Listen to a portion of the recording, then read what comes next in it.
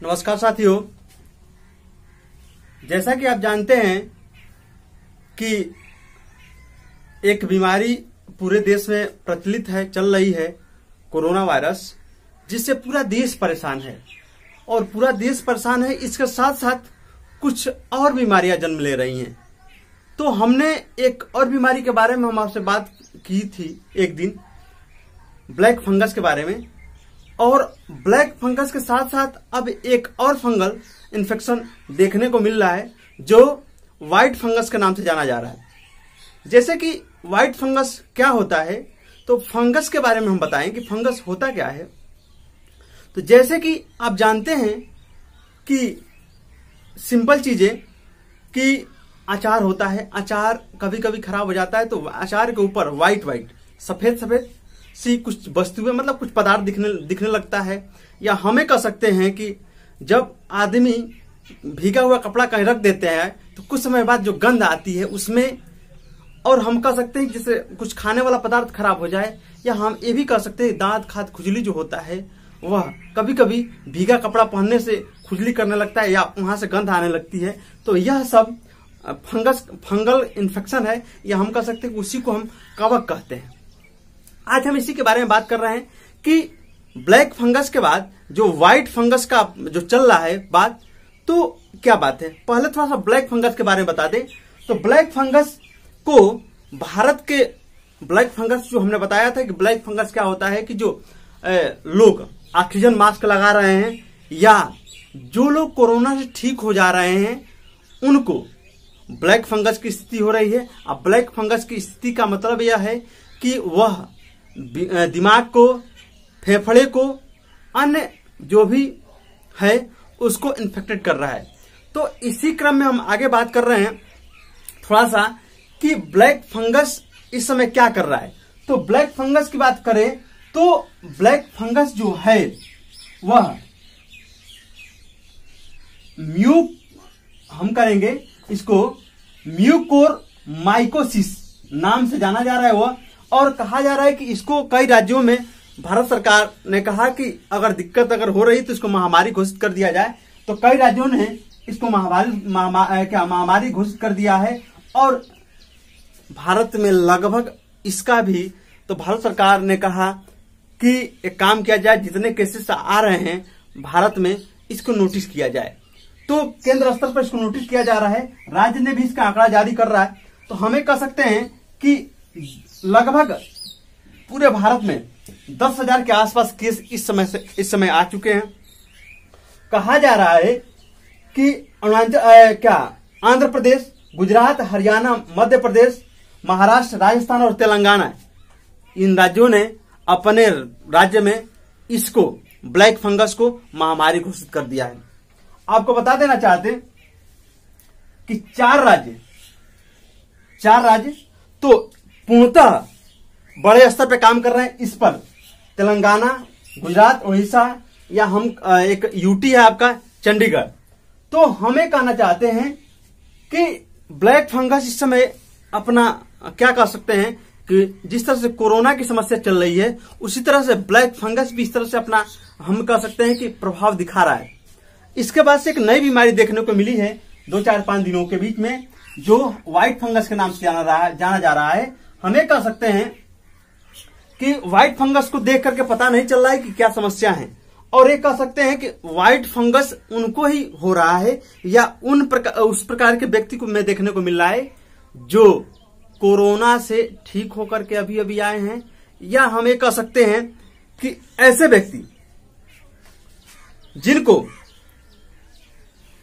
Symptom जैसे सर्दी जुकाम बुखार आ रहे हैं तो पता चल रहा है कोरोना है, और कोरोना जांच कराने जाए तो कोरोना नेगेटिव आए। तो कोरोना अगर पॉजिटिव नहीं है, नेगेटिव आ रहा है, इसका मतलब तो कोरोना नहीं है। तो जो समस्या आ रहा है यह व्हाइट फंगस के कारण आ रहा है। तो व्हाइट फंगस की बात हम करें तो वह तंत्रिका तंत्र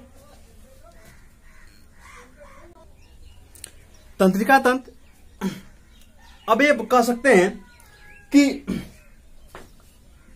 आप क्या करें। अगर दिक्कत हो रही है कि अगर आप कोरोना जांच कराएं और कोरोना आपका निगेटिव आ रहा है तो आप करें क्या कि आप पहले आप अपने बलगम या थूक का जांच करा ले कि उस बलगम में कहीं fungal infection, white fungal infection है कि नहीं।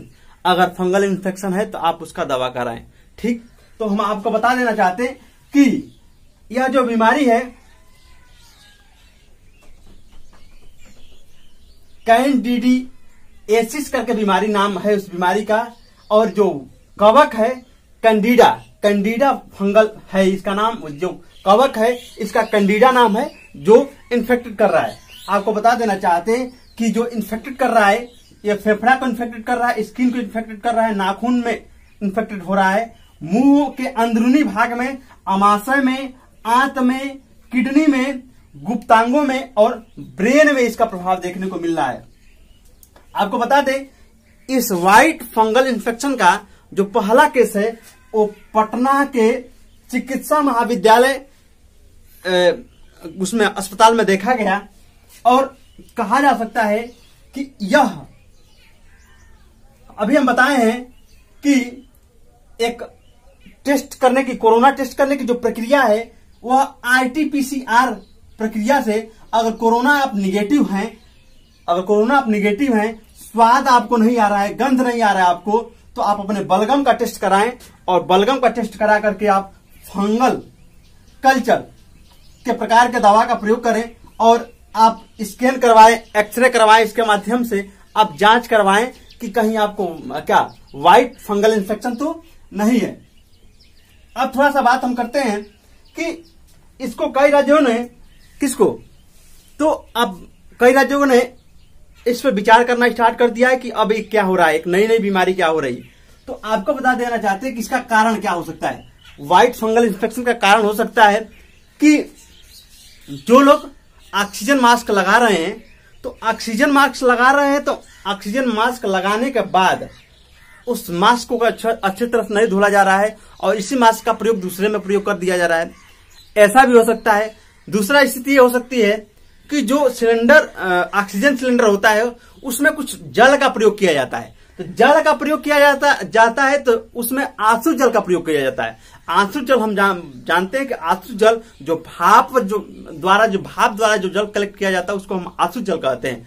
तो आंसू जल का उसमें कुछ प्रयोग किया जाता है, कौन, सिलेंडर, ऑक्सीजन सिलेंडर में। लेकिन कई जगहों पे नल का पानी वगैरह प्रयोग में लेने से उसके माध्यम से व्हाइट फंगल इन्फेक्शन, हम कह सकते हैं व्हाइट फंगल या व्हाइट कवक जो है वह इंटर कर जा रहा है। हम कह रहे हैं कि किन लोगों को बचने की आवश्यकता है, तो जो कैंसर वाले रोगी हैं उनको, जो शुगर वाले हैं उनको, और जो हमें कह सकते हैं कि जो सर्जरी वगैरह करवाए हैं उनको, डायलिसिस पे जो लोग हैं उनको, जो इससे कहने का मतलब होता है कि जिनका किडनी खराब होता है तो जिनका ब्लड चेंज किया जाता है डायलिसिस पर, तो हमें कह सकते हैं जो ऑक्सीजन सपोर्ट पर हैं उनको, जो तत्काल अभी आए हैं उनको इससे बचने की आवश्यकता है। अब बचने की आवश्यकता क्या है, आप अपने इम्यूनिटी सिस्टम को बढ़ाएं, आप अपने प्रतिरक्षा तंत्र को मजबूत करें।